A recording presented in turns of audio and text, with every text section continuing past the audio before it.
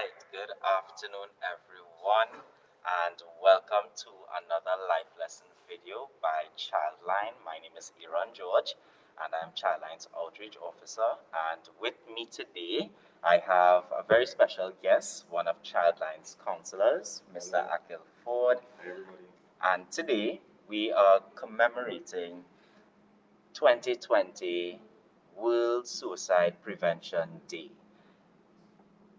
This video is a very important video, so please remember to share it, like it, comment on it, turn on your post notifications, and make sure that the news gets around. Now, jumping straight into our topic, suicide can definitely be a very uncomfortable topic to have conversation about, but it is important for us to have these conversations. Keeping in mind, why is it important? Because suicide does not discriminate against anyone. It doesn't discriminate based on age, gender, socioeconomic background, religion, geographic location.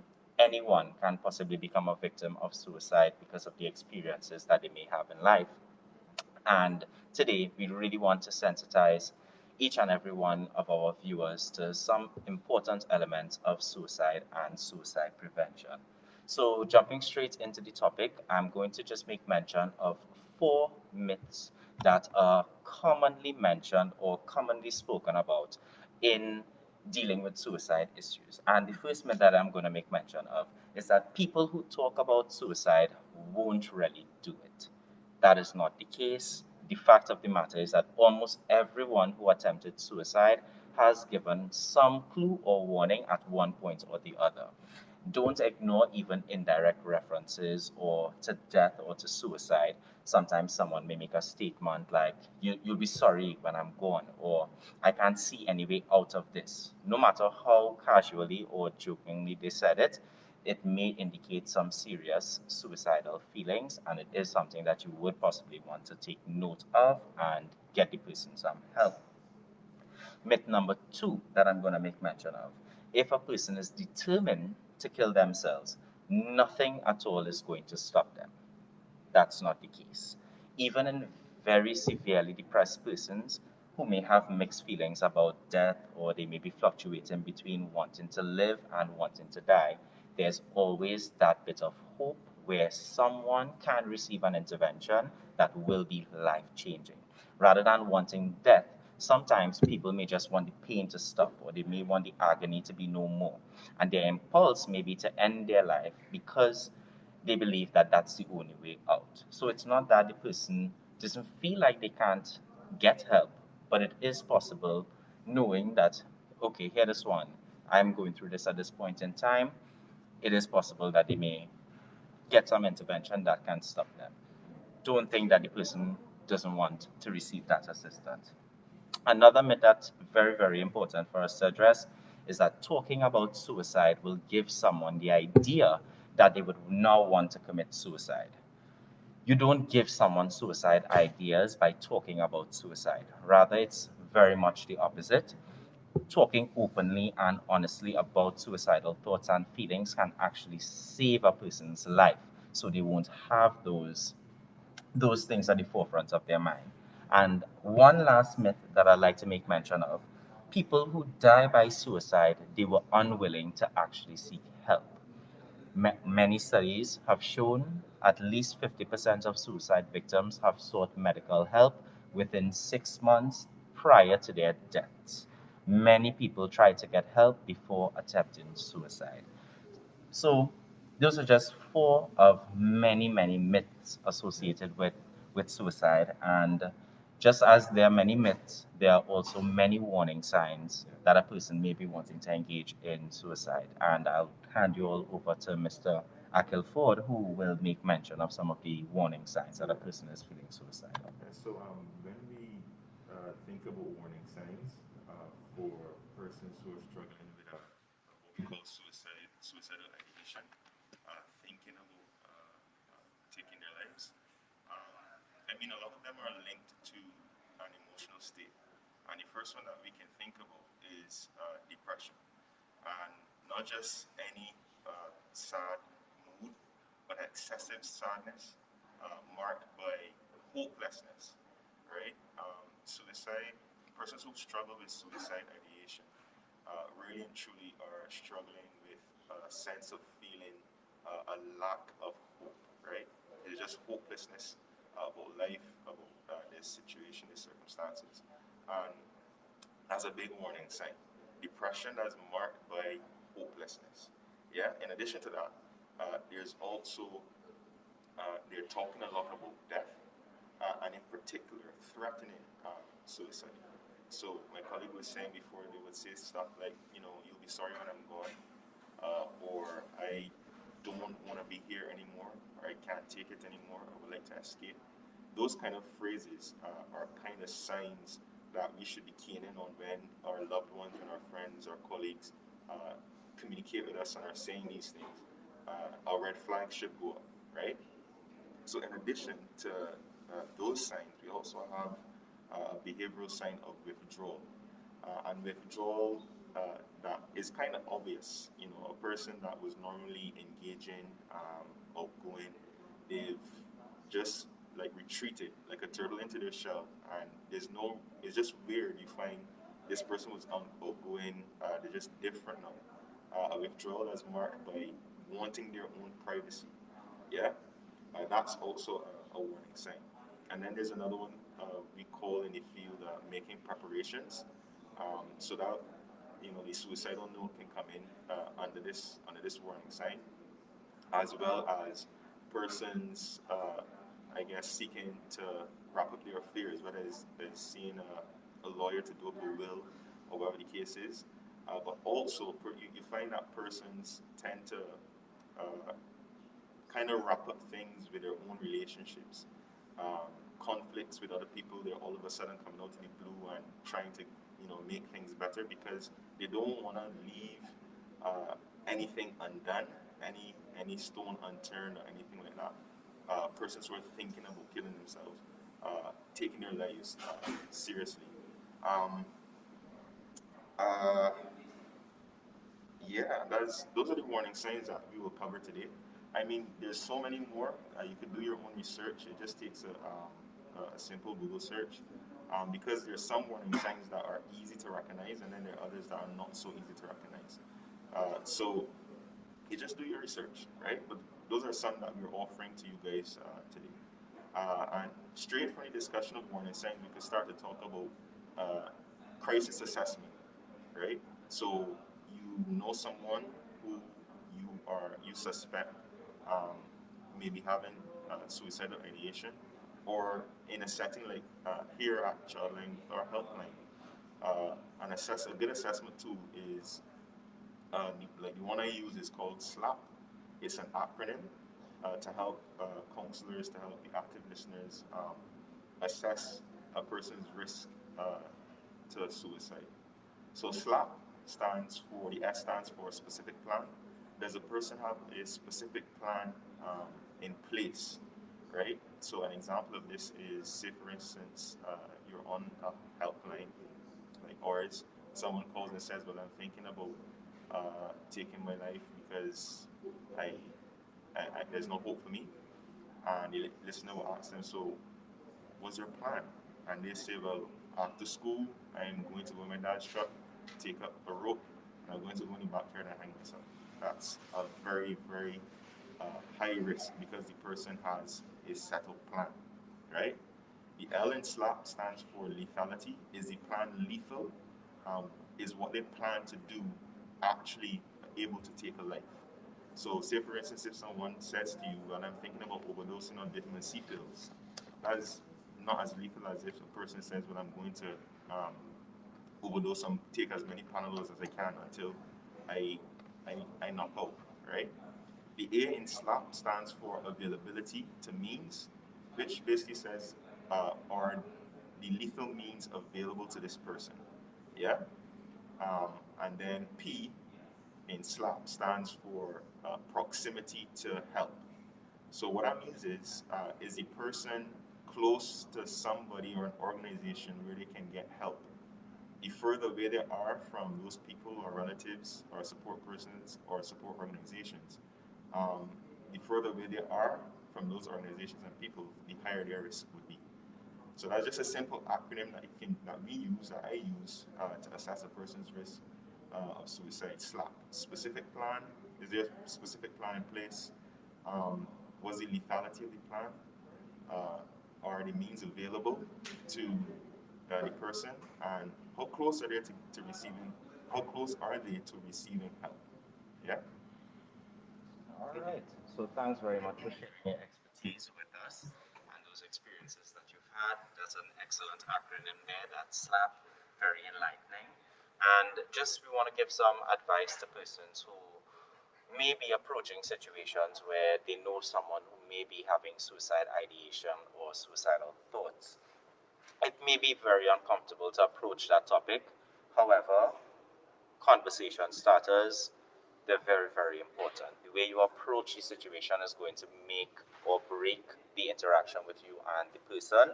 So you don't want to come off too strongly. You want to show that you are concerned. You could say things like, I've been feeling concerned about you recently, or I've noticed certain changes in your behavior. I just wanted to check in on you to see if everything is okay because I noticed that you were a bit sad yesterday or a bit sad this morning, and I just wanted to see if everything is all right. And you leave the door open for them to give you information. If that doesn't work, you could also take the route of possibly asking questions, which would be a little bit more direct than a conversation starter. So you'd be saying things like, if they, let's say, I'm feeling really sad, you could ask questions specific to what they disclose to you. So, how long have you been feeling this way? Why have you been feeling this way? Did something happen to you recently that you'd like to talk about? How can I support you while you go through this journey or while you are there dealing with this challenge that you may be having? You know, and there are other things that sometimes a person may not want to talk at the point in time. You can definitely make certain statements just to reassure them that there is that help available. So, for example, you're not alone in this situation. Know that I'm there for you. I have your best interest at heart. Um, you may not believe it right now, but in time, the feelings that you're having, they can change. So, be open to the idea that they can change and see how things may possibly go from there. As the person having the conversation with the person who may be feeling suicidal, there are some do's and don'ts for you as well. Some of the do's, you want to be yourself. And the reason you want to be yourself, especially if it's someone that you know or someone who knows you, they would be able to detect, okay, wait a minute, you may be moving a bit differently in this situation. So be yourself with them, of course, keeping in mind the severity or the importance of the conversation that you are having. You also want to listen. Some people just want to talk, talk, talk, talk, talk, talk, talk, talk, talk. No, you need to allow the person to express themselves, what they're feeling, what they're thinking, and why they're feeling and thinking those things. So you could better understand where they are at or what their perspective is. Yeah, and you could offer help, remind them that there are a lot of agencies out there, a lot of people who can help, remind them that the feelings can be temporary and that they could change, just to reassure them. So those are the do's. Some of the don'ts. You're not going to argue with the person who may be feeling suicidal. Arguing is not going to help at all. You don't want to act shocked or too surprised or start to lecture them about the value of life or why suicide may be wrong, because at the end of the day, this person is in a particular situation, and those types of comments could come across a bit as judgmental. So you have to be mindful of that. You also don't want to promise the person confidentiality. And yes, it may feel difficult at times because you may feel like if you're betraying your friend or betraying the person who disclosed to you the thoughts and feelings that they're having. But keep in mind, a life is at stake. And because of that, you don't want to make a promise that you know you cannot keep. Because if something is to happen, you don't want to have that regret or singing the coulda, woulda, shoulda, maybe I should have gone to this one or gone to that one. So you don't want to promise them confidentiality to make them feel as if, this is a safe space to talk, and then you went and betrayed them. Let them know that anything that you do is going to be in their best interest, and that could help. And also, you don't want to blame yourself for the situation that is at hand. At the end of the day, it may not be your fault, or you may not have control over the dynamics of the situation at the point in time. So just remind yourself that yes, it is a very emotionally provoking situation to be in, but the onus is not on you to fix anything because, I mean, that's not your job. You're there to support and to possibly help the person through this process as much as possible. But don't blame yourself because that could complicate things in the rapport that you and the person are having. And yeah, so those are some of the do's and the don'ts. And always keeping in mind that there are a number of agencies or a number of avenues for you to get that assistance. If you are the individual who's talking to someone about suicide, always keep in mind, tell them professional help is always available. It's always available, and we'll give you all some contact numbers for agencies that you all could contact should the need arise. Also, you want to help the person and follow up with them on following the conversation, or if they told you they had a doctor visit or there was a particular event that was coming up that was very stressful for them. You want to check in after the fact to see if they've they've gotten through it comfortably and that they're in a good mental space. You want to be proactive as well. So you're not going to just sit down and wait and say, hey, I think this person might call or they didn't call or I didn't hear any news. So everything has to be okay. No, you want to take that step to call, message, reach out to them to find out what's going on. And you want to also encourage positive lifestyle changes. Simple things like, you know, dropping a little compliment here, trying your best to record two things that may have been positive in the day, two things you're thankful for today, um, reminding them that they have friends, they have a roof over their head, just to highlight the positives. Because when you're in that situation, it is very easy to forget about the positive things and be focused on the negatives. So encourage that positivity, encourage them to eat, encourage them to exercise, encourage them to watch a show that they like, to talk to a friend, anything that makes them feel comfortable, encourage that. And in some situations, you may also want to come up with a safety plan. So let's say the person may only have the suicidal thoughts when they have an exam coming up or when they get placed in a particular scenario. What you all can do is just probably list the steps that the person can take that they will refer to if they end up in that situation. So, for example, I started feeling stressed out and I'm getting these thoughts.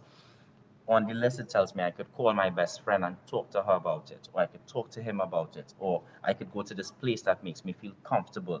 Uh, Whatever works for you in at the point in time, but come up with a safety plan or a way to protect yourself. But it's predetermined. And of course, you want to remove any potential means that you may have had for engaging in the suicidal act. So if you decided, okay, well, I'm gonna use a rope or we're going to use pills or something of the sort, and you know that you're getting that feeling, well, a situation is coming up where you could potentially feel that, what you're going to do is get rid of all of those things, try and remove them from the situation, out of sight, out of mind, hopefully, and continue to support the person throughout their journey. Let them know that you're there anytime they need to talk, or as far as possible whenever they need to talk, you're there. If you're not there, this is another person that you could talk to. If that person isn't there, this is the other person, but there will always be someone that they can turn to. Yes? So I'm just going to make mention of a few agencies that deal with suicidal ideation and suicidal situations. You have Lifeline, and the two phone numbers to get in contact with Lifeline would be 800-5588. That's 800-5588, as well as 231-2824. That's 231-2824. Those two numbers are for Lifeline. And you also could receive assistance through the North Central Regional Health Authority, which would be Mount Hope and in Chaguanas. And for the mental health hotline, there are three contact numbers that you all can refer to. There's 493-0526. That's 493-0526. The second phone number, 489-1168. That's 489-1168. And also 723 1122. That's 723 1122. And of course, ChildLine, we're available anytime, 24/7, 800-4321 or 131. You can call those numbers and express any concerns or issues that you may be having. And depending on the challenge at hand, we can either refer you to another agency that may be better equipped to deal with such situations or may focus on those particular events. And if it's something that could be done within the organization here, we will tend to that immediately because, like I said, suicide is a very important matter and we take it very, very seriously. So, everyone, thank you so very much for watching today's video and for being a part of it as we commemorate World Suicide Prevention Day 2020. And just one other thing I want to make mention of. Never describe suicide as a person being selfish or stupid or weak or being a coward or describing suicide as a choice or even describing it as a sin that the person is going to go to hell if they engage in that act. Suicide is a very important topic. It's a very important issue. It's prevalent, and keep in mind, it does not discriminate. It doesn't. It can happen to anyone. It is a situation any person can find themselves in. So if you know someone who needs the help, please do what you can. Remind them that there are options so that they don't have to go through this journey alone. Reach out to us. We're there 24/7. It was a pleasure doing this video with you all. It was a pleasure having my colleague here to share his expertise in the field. Excellent worker, knows his stuff, and that acronym SLAP is going to stay with me definitely for quite some time. Reach out to us and know that ChildLine is there. We here and we care. So have a blessed day, everyone. Keep good, and we'll see you next time for the next life lesson and storytelling video. Thank you.